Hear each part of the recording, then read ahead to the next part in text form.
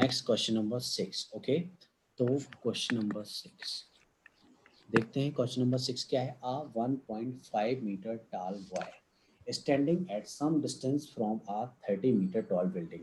तो हमने एक 30 मीटर टॉल बिल्डिंग बना लिया है। इस बिल्डिंग की हाइट है कितना? 30 मीटर।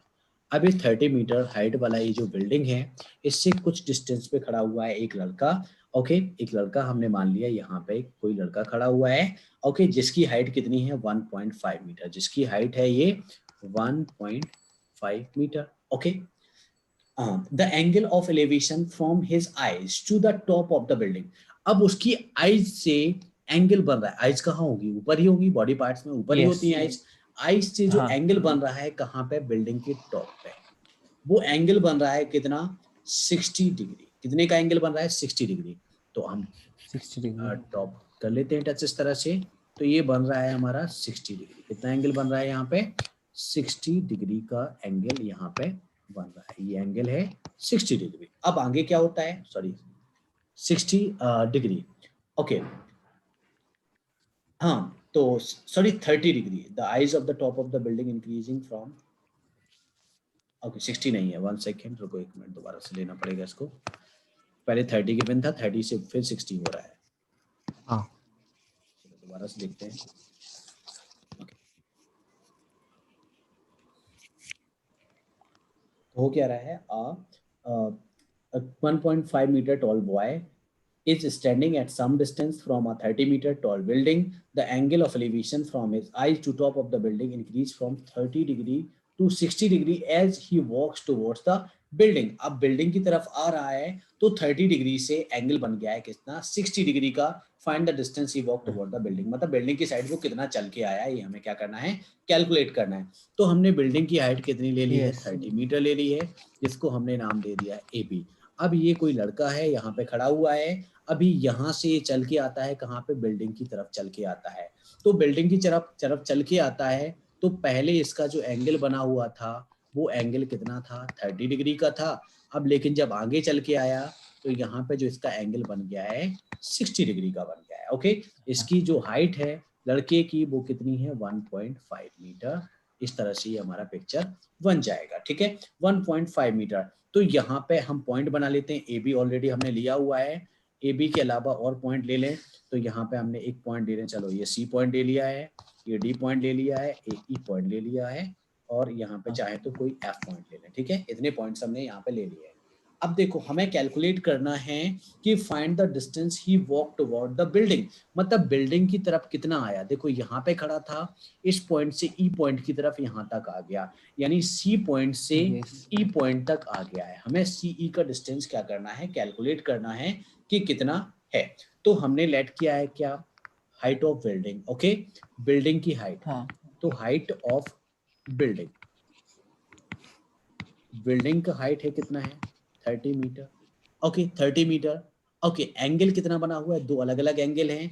एक कितना है? 60 डिग्री का है, एक कितना है? 30 डिग्री का है। ओके, अब हाँ जब हमें कैलकुलेट करना है सीई, सीई वैल्यू जब हमें कैलकुलेट करना है तो फुल जो सीडी होगा, सीडी में से हम किसको माइनस कर देंगे? ईडी को माइनस कर देंगे। तो सीडी से हम माइनस कर देंगे किसको? ईडी को। सीडी से हम माइनस कर देंगे किसको? ईडी को। तो हमारा वैल्यू जो होगा वो कैलकुलेट होके आ जाएगा। ओके, तो इतना हमें कॉन्सेप्ट करना है। चलो देखते हैं, इसको सॉल्व करते हैं। पहले देखेंगे हम यहाँ पे कि जो ए बी गिवन है वो पूरा क्या है? इसका हाइट है। ओके, पूरी बिल्डिंग का हाइट है, लेकिन हमें तो चाहिए कहाँ? बी से लेके डी तक का। ओके, बी से डी तक का। तो सबसे पहले हम डिस्टेंस निकाल लेंगे किसका? बी डी का। तो बी डी हो जाएगा 30 में से माइनस कितना हो जाएगा? 1.5, क्योंकि यहाँ पे सी एफ 1.5 था तो ए डी भी कितना होगा? 1.5। तो 1.5 को हमने क्या कर लिया है? यहाँ पे माइनस कर लिया है। तो ये आ गया है बी डी का 28.5 मीटर। ओके, बी डी आ गया है हाँ हमारा कितना? 28.5 मीटर। अब देखो, अब हम पहले कर लेते हैं in triangle B E D. Okay, क्योंकि 60 डिग्री यहाँ पे एंगल गिवन है, इसमें यस। B E D. तो in triangle B E D हमें कैलकुलेट क्या करना है? नीचे का ईडी चाहिए, नीचे का ईडी चाहिए। ये कितना गिवन है? बी डी गिवन है। तो हम क्या यूज करेंगे? 10 यूज करेंगे। तो 10 60 हो जाएगा। 10 60 के लिए हो जाएगा परपेंडिकुलर अपॉन बेस। परपेंडिकुलर कितना है? बी डी है, और बेस कितना है, ईडी है, और जहां पे बीडी का वैल्यू कितना है 28.5 और ईडी वैल्यू क्या करना है, हमें कैलकुलेट करना है। 1060 वैल्यू कितनी होती है, √3 इज इक्वल टू 28.5 अपॉन क्या हो गया, ईडी। तो ईडी वैल्यू हमें कैलकुलेट करना है, तो ईडी से क्या हो जाएगा, तो 28.5 के डिवाइड में आ जाएगा हमारा √3, ये निकाल लिया अभी हमने क्या, ईडी। अब क्या चाहिए हमें, सीडी। अब सीडी के लिए हमें लेना पड़ेगा पूरा का पूरा triangle, triangle B D C, okay, triangle B D C. अब बीडीसी ट्राइंगल में फिर से लगा देंगे हम कौन सा, tan 30 का फॉर्मूला, tan 30 हाँ वही perpendicular upon base, perpendicular upon base, perpendicular कितना है 28.5 और बेस कितना है B C D, okay, base कितना है सी डी। tan 30 जो वैल्यू हाँ होती है वो होती है कितनी, 1/√3 is equal to 28.5 upon C D.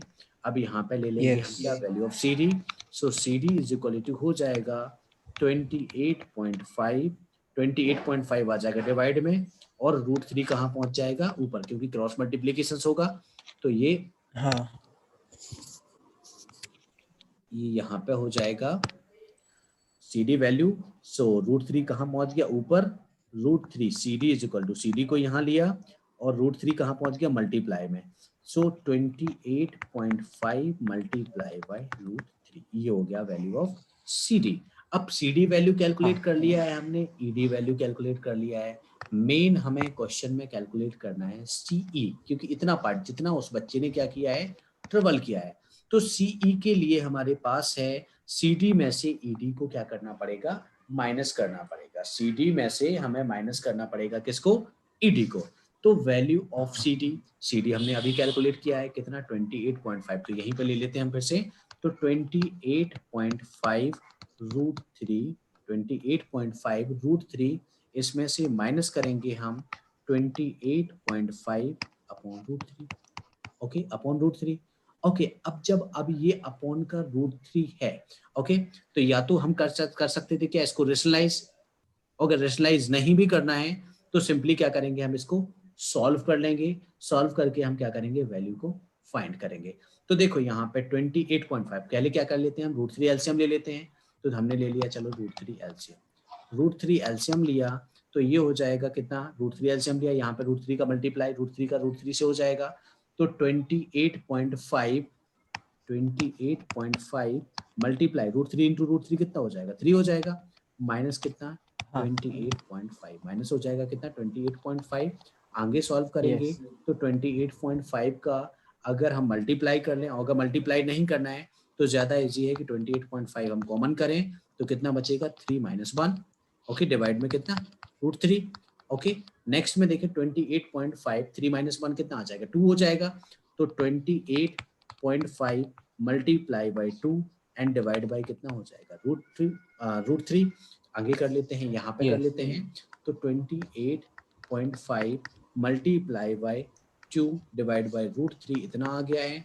चलो 2 का मल्टीप्लाई कर लो, 2 का मल्टीप्लाई जब उसमें कर लेंगे हम, या फिर √3 का पहले ऊपर नीचे मल्टीप्लाई कर दो, तो इससे क्या हो जाएगा, रेशनलाइज होगा, √3 और √3 ये कर दिया है, तो √3 क्या हो जाएगा, 3 हो जाएगा, √3 यहाँ पे हो हाँ जाएगा कितना, 3।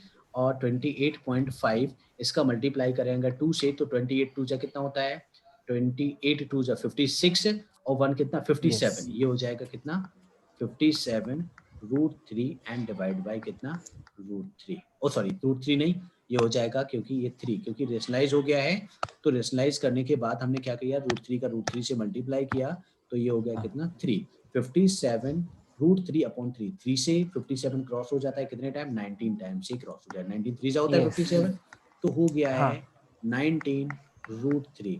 तो बॉय जो था कितना चल के आया, सीई डिस्टेंस चल के आया, लड़का जो है कितनी डिस्टेंस चल के आया, सीई डिस्टेंस चल के आया, वही सीई डिस्टेंस जो हमने कैलकुलेट की है 19 √3 मीटर, ये आ गई हमारी डिस्टेंस जो वो ट्रेवल करके आया हुआ है, ओके।